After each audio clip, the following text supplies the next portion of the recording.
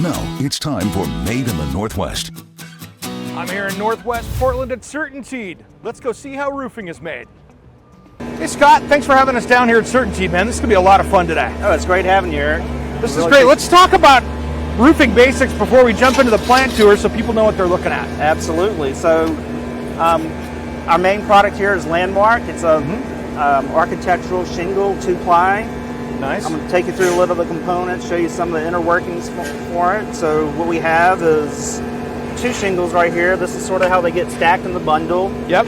With the tape on this side and some dots on this side. But what we have is, it's 2 pieces.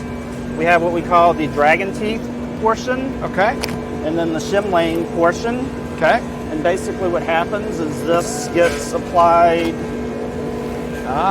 in this manner to form this right here. Nice. So the 2 plies gives it extra durability, strength, depth perception with the, once it's on the roof, it looks like it has a little bit of dimensions.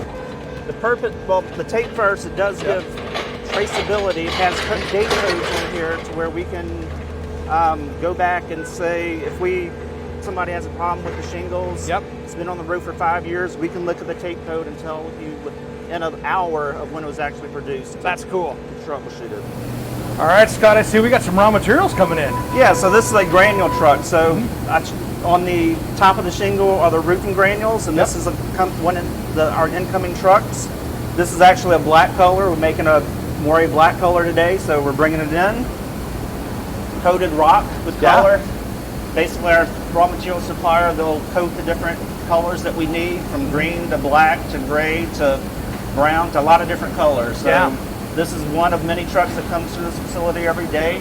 Yeah, so this is the base of the asphalt roofing shingle. So this is a fiberglass material, interwoven particles of fiberglass. It's very thin, very light. You can see right through it. But this is what gives the strength and the durability of the shingle. So the asphalt that goes onto this basically goes on the top and the bottom. And then also on the top we add the granules, on the bottom the sand. But this is where the strength comes. We do a lot of testing on the glass mat of all the incoming raw materials. It has to meet tensile requirements, it has to meet tear requirements, weight requirements, a lot of different things that are done in our lab to make sure it's good for use. All right, so I see we're here starting to put some asphalt on some material. So asphalt roofing shingles, obviously you're going to have asphalt. Asphalt is a byproduct of crude oil refinery, but we don't use asphalt in that form. We have to modify it a little bit. So what we do, we add a component, it's limestone, finely crushed limestone. And this is what it looks like right here. It's just a very fine powdery material. And that gets mixed into the asphalt at a certain recipe percentage. And then once we have all that ready to go, it's ready to go on top of the glass mat that we saw down here. So we're applying asphalt to the top of the sheet. We're inking it on the back part of the sheet. And this is a very elevated temperature. Asphalt sort of like, I compare it, or analogy of honey. It's very thick when it's cold, so you have to warm it up to get it to flow. So we elevate it to 400 plus degrees, apply it to the sheet, and this is one of the heart of the manufacturing facility. You have to get things right here for your quality to be very good in the long term. All right, what's next on the line here?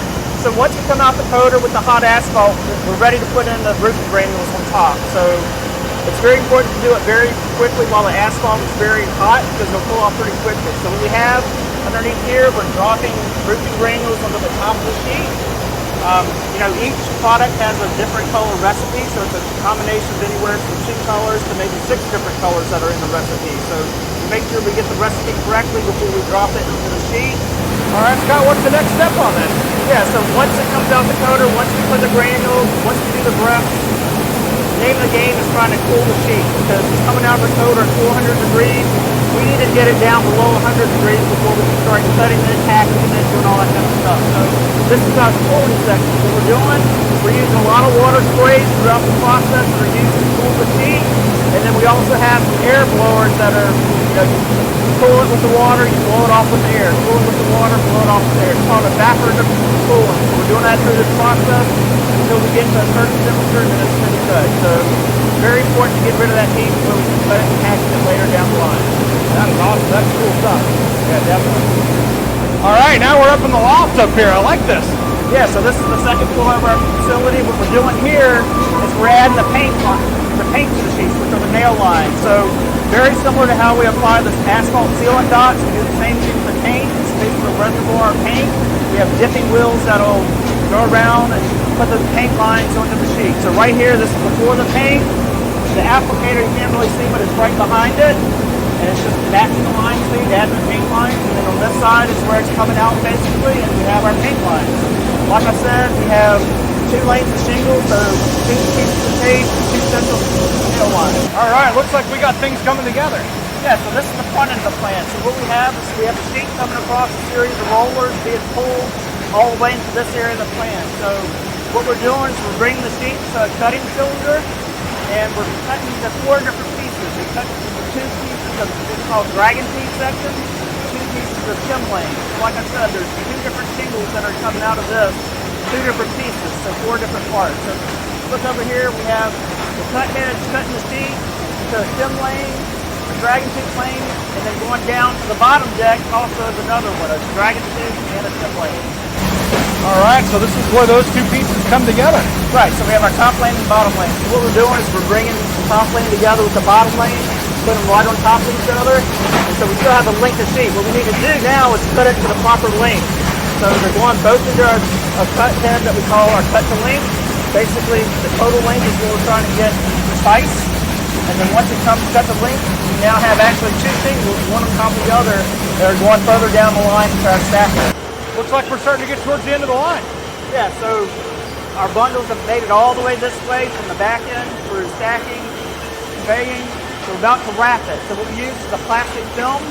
We have our rolls of film back here. Right in that area, we're also printing the color codes, the color name, the product name. There's codes also that tell us the date when the bundle was manufactured. A lot of different information gets printed on the wrap before we get into our wrapper. So from this point on, we're going into what's called our finished product wrapper. And as you can see right here, basically it's going across the flight bar. That flight bar is bringing that wrap all the way to the other end of the shingle and going underneath it. So it's headed into a tunnel, basically heated in there. The temperature will make the wrap shrink around the bundle and seal it. So on the other end of the wrapper, it'll come out nice and sealed, tight, ready to packaging beyond that. All right, this is the end of the line where the trucks are getting loaded. Right, so what they're doing right now is they're gathering some pallets to load this truck. Typically we're anywhere from 12 to 14 pallets per truck, depending on the order size and things like that and the product. Staging it, then they'll come load it, working with the truck driver. So at this facility, between raw materials, incoming product, outgoing product, we're probably seeing about 75 trucks a day in and out of this facility. Wow. A lot of it's raw materials, a lot of it is product coming from other plants that we have that we don't make here, but we act as a warehouse. So a lot of different trucks coming in and out, staging it right now to get it on the trucks. They'll strap everything down, then it'll be ready to go out to the customers. I know sustainability is a big deal for you guys, Scott. Yeah, without a doubt. We have corporate goals to get net carbon zero by the year 2050. Very big on our corporate side. We try to minimize our footprint with the environment, both from the water side, energy side, electricity, gas, all that kind of stuff. So we've actually partnered with a company earlier this year called Baltica. They're up here in the Pacific Northwest. It's just north of us in Washington. So what they did is they developed the technology to pelletize shingle waste that will help us recycle and reuse basically all of the shingles at the end of the life, both post-industrial and post-consumer. Wow. This means reducing waste and diverting shingles from landfills, which we definitely don't like, minimizing our environmental footprint while maximizing our positive impact. We're also trying to create a circularity in our production, ensuring that all of our products will be recycled and reused at the end of their life. This partnership with Baltica is a perfect example of our commitment to sustainability, both at work and to drive our transition to a circular economy approach in order to consume less non-renewable resources. This partnership will help us reach our purpose of making the world a better home and carbon neutrality by 2050. And we look forward to working with Baltica here at the Portland plant.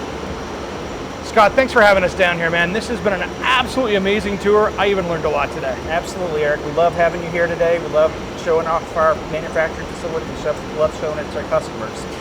That's It's been great. How do people find you guys if they're looking at shingles? Yeah, absolutely. We have a website, Certainteed.com, where you can find everything about our products. Man, thanks for having us today. This has been a lot of fun. Absolutely. Really enjoyed having you here today. Shingles everywhere. And that's how Certainteed makes them, right here in the Pacific Northwest.